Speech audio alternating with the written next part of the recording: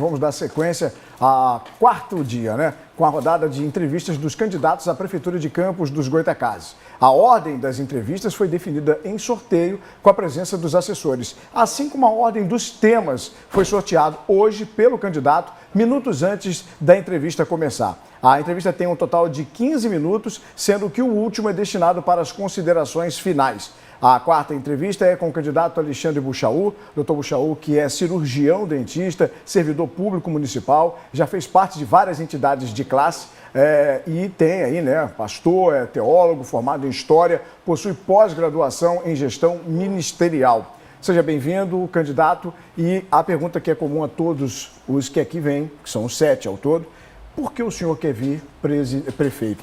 Por que o senhor quer vir prefeito? O tempo de 15 minutos começa a contar a partir de agora. Grande, boa tarde. Eu quero ser prefeito de Campos porque eu quero devolver à população de Campos o brilho nos olhos.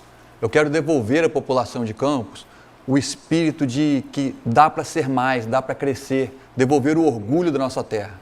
A população de Campos pode ser muito maior, pode ser muito mais próspera e pode ser muito mais livre. E é para isso que eu estou aqui.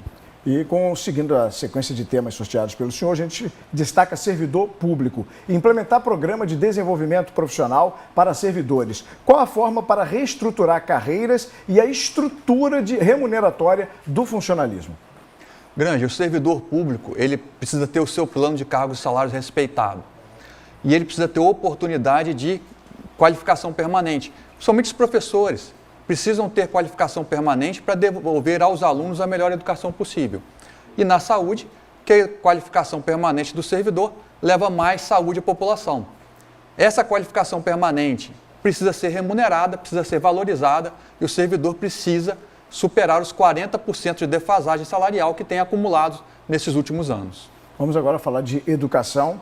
O que seria o programa Acelera Campos? Ampliar a jornada escolar, implementação da autonomia financeira nas escolas. Então, Grande, nós vamos fazer PPPs, parcerias público-privadas, para que as escolas públicas entreguem qualidade de escola particular. E como que isso vai ser feito?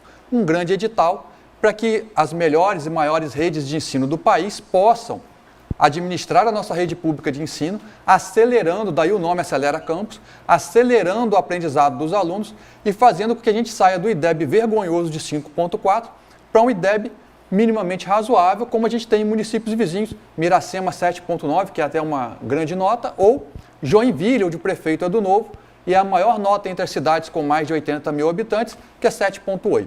Esse ensino seria em tempo integral? Buscaremos o tempo integral, desde que a estrutura permita, e isso vai ser implantado ao longo do tempo, nos próximos 4 anos. Vamos falar agora de economia. O que seria a Lei de Liberdade Econômica no município? A implementação de medidas de incentivo à formalização, regularização fundiária, abertura econômica ou a educação da população para o empreendedorismo? Então, a Lei de Liberdade Econômica é para que as pessoas possam empreender sem tantas amarras. Redução da necessidade de alvarás em muitos casos, a liberação automática de algumas atividades sem a necessidade de tanta fiscalização, atividades que não têm grande impacto. E permitir que essas atividades sejam exercidas em mais eixos. Hoje, a Prefeitura limita a implantação de alguns negócios, de baixo impacto apenas nos eixos de comércio e serviço, deixando outras regiões da cidade impedidas a esses empreendedores. Alguém que quer abrir um salão de cabeleireiro em casa, alguém que quer abrir uma oficina no quintal de casa e às vezes vai se ver impedido. A gente precisa acabar com isso e regularizar a situação fundiária. O que é isso? As pessoas têm imóveis que não têm regularização, muitos deles sem documentação por conta de herança, por conta de dificuldade com o pagamento de impostos. Esses imóveis saem da economia, eles deixam de poder ser financiados, vendidos, isso gera perda de valor para as pessoas e para o município. Essas são algumas das propostas dentro do nosso plano de governo para acelerar a economia da cidade, aquecer a economia e a gente gerar mais emprego e renda. Vamos agora falar de saúde. Como estabelecer um sistema de monitoramento em tempo real para os estoques de medicamentos? É destacado como telemedicina, acompanhamento da saúde de grupos vulneráveis, é um dos tópicos que está no plano de governo do senhor. Esses são alguns tópicos. O monitoramento dos remédios não é nada diferente do que acontece numa farmácia privada hoje. Quando há baixa do estoque numa farmácia, automaticamente eles geram um pedido ao laboratório para que reponha esses estoques. Não é cabível que na prefeitura, o estoque, o controle de estoque de medicamentos seja feito manual, no papelzinho.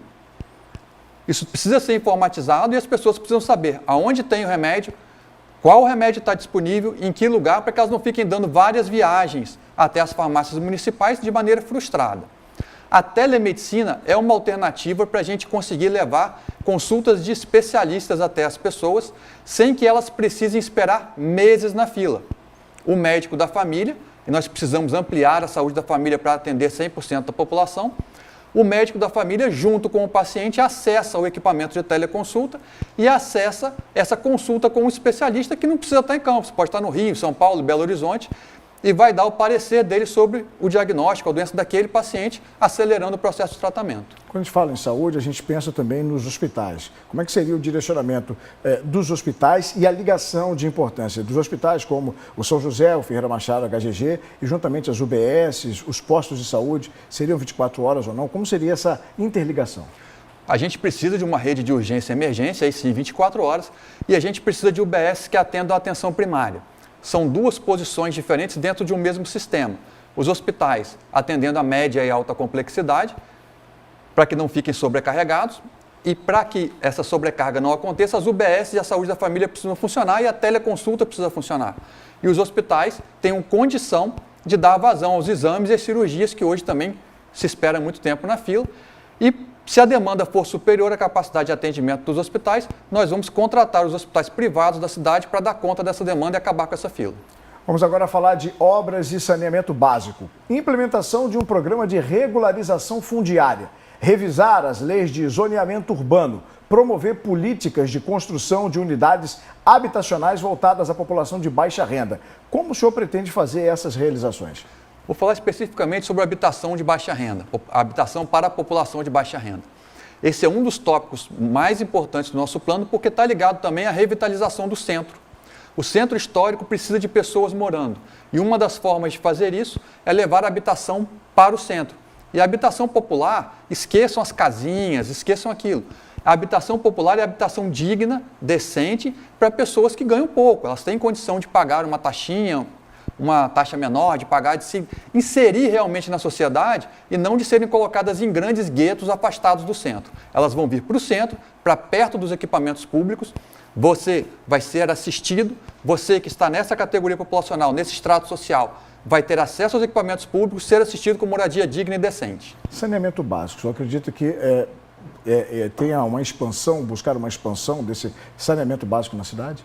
Campos hoje não recolhe 100% dos resíduos, do efluente sanitário. Campos recolhe 80% mais ou menos do efluente e desses 80% ela não trata 16%. Então isso precisa sim ser expandido, porque é também uma questão de saúde. Vamos agora falar de emprego e renda.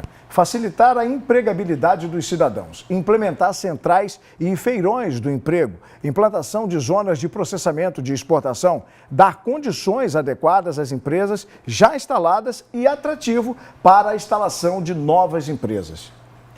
Granger, o prefeito de Campos precisa ser um corretor da cidade. E é isso que nós vamos fazer. Nós precisamos apresentar a cidade aos grandes investidores para que eles queiram vir para cá.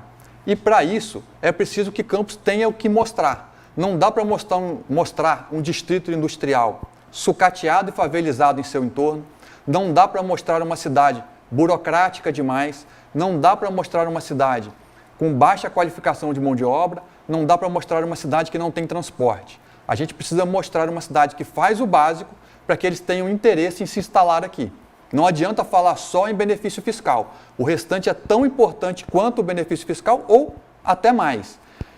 Eu já estive em São Paulo em rodadas de investidores conversando e, por incrível que pareça, eu ouvi perguntas como: Campos tem universidade?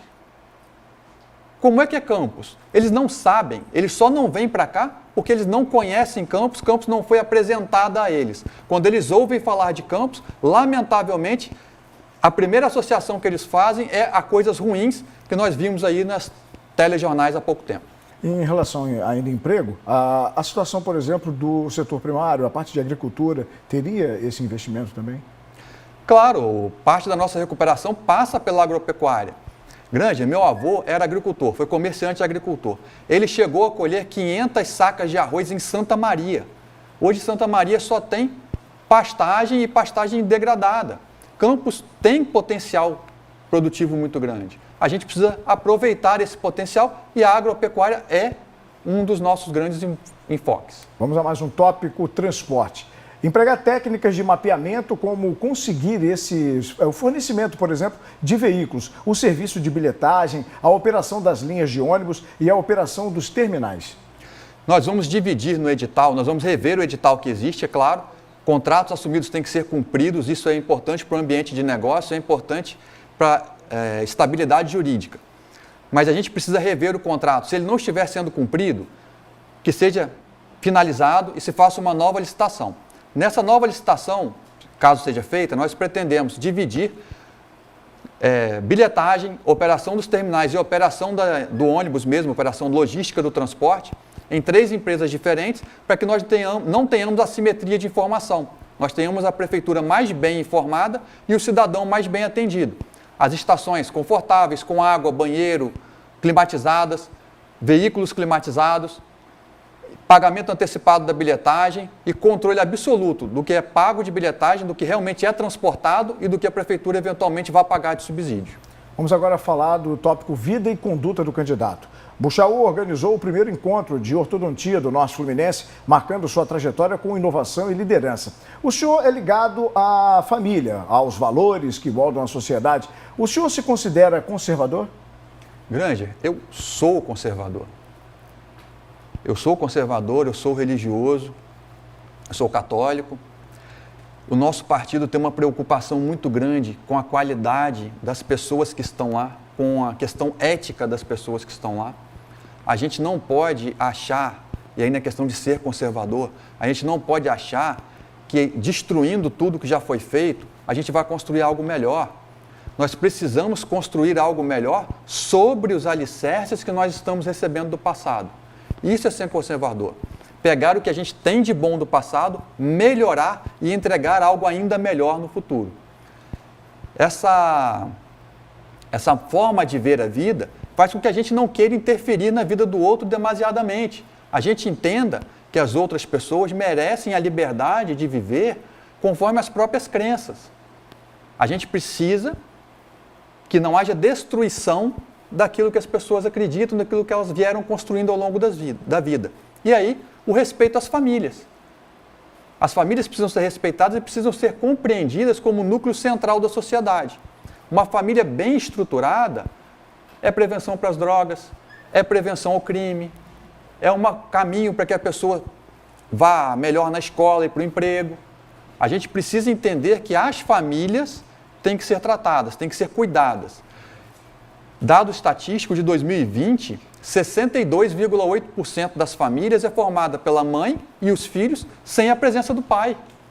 A gente precisa cuidar disso. Por que isso está acontecendo? E, ao mesmo tempo, cuidar para que essa mulher, mãe, sozinha com os filhos, tenha condição de sustentar a família, suportar as necessidades dessa família e prosperar, e dar um futuro melhor aos seus próprios filhos. Então, a família é central em todas as nossas políticas. Ela vai ser o eixo, o centro de direcionamento de todas as nossas políticas. De habitação, de emprego e renda, de qualificação, tudo começa na família. Vamos falar agora de esporte. Como seria a criação de um programa que faça a ligação da educação física nas escolas até os projetos de incentivo para os atletas de alto rendimento? Como ter a valorização do esporte? Granger, o esporte ele é meio de vida, é meio das pessoas sobreviverem, gerar emprego e renda.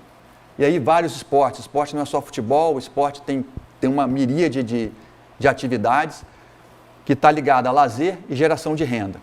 E os alunos das escolas, se elas tiverem estrutura suficiente, se as pessoas tiverem qualidade o suficiente nessa estrutura, professores com contratos regulares, com estabilidade, com condição de criar vínculo e desenvolver projetos, eles têm condição de identificar talentos na escola e encaminhar esses talentos para os clubes ou para as vilas olímpicas ou para um projeto maior de atletas de alto rendimento. E aí sim, de repente, encaminhar essas crianças para os grandes clubes de fora, como meio, inclusive, de mudar a vida dessas pessoas. Muito bem, nós estamos agora no último minuto e o senhor tem esse minuto para as suas considerações finais. Observe você em casa. Observe a história dos candidatos, observe a família dos candidatos, O candidato não governa sozinho, observe em que grupo esse candidato está inserido, quem são as pessoas, as sombras por trás dos candidatos que estão se apresentando. E observe o seguinte, o Novo é o único partido que exige que todos os seus candidatos sejam ficha limpa. O Novo é o único partido que exige que todos os seus candidatos passem por um processo seletivo rigoroso. O Novo é o único partido que está preocupado com a qualidade dos candidatos que entrega para você. E isso faz muita diferença. Siga nossas redes sociais, @AlexandreBuchaú, @Novo30Campos. Conheça nossos candidatos a vereador, conheça a nossa nominata e lembre-se, no dia 6 de outubro, todo mundo é 30. Obrigado, candidato. Portanto, lembrando que amanhã o Balanço Geral continua com a rodada de entrevistas. A quinta entrevistada, na verdade, será aí a candidata à delegada Madeleine, do União Brasil.